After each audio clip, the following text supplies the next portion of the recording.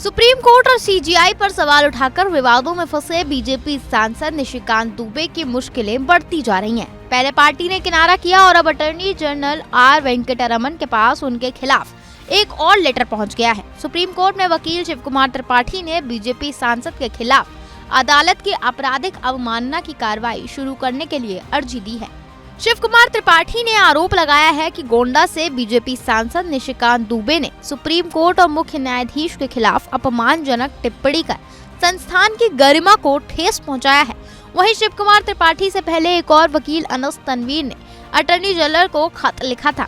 उन्होंने आपराधिक अवमानना की कार्रवाई के लिए इजाजत देने की गुजारिश की है।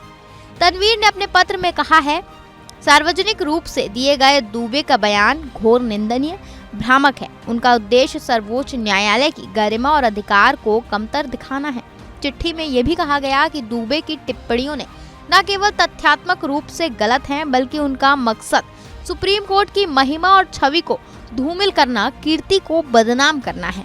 ऐसे बयान देकर वो न्यायपालिका में जनता का यकीन खत्म करना चाहते हैं।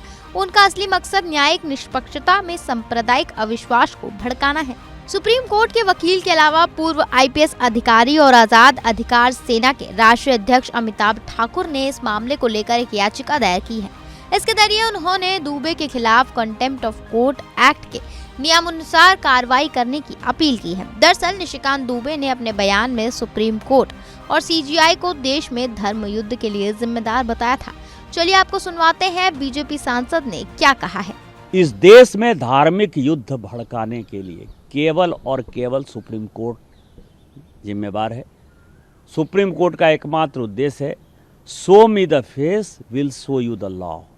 सुप्रीम कोर्ट अपनी सीमा से बाहर जा रहा है। सुप्रीम कोर्ट की सीमा ये है कि भारत का संविधान जिस कानून को बनाया उस कानून की उसको व्याख्या करनी है, और यदि वो व्याख्या नहीं कर सकती है और सब कुछ के लिए सुप्रीम कोर्ट जाना है तो इस संसद का कोई मतलब नहीं है, विधानसभा का कोई मतलब नहीं है, उसको बंद कर देना चाहिए। फिलहाल ये उनका वही विवादित बयान है जिस पर विपक्ष ने मोर्चा खोल रखा है।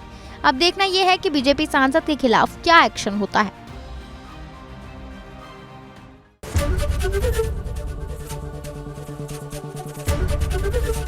एबीपी गंगा, खबर आपकी, जुबान आपकी।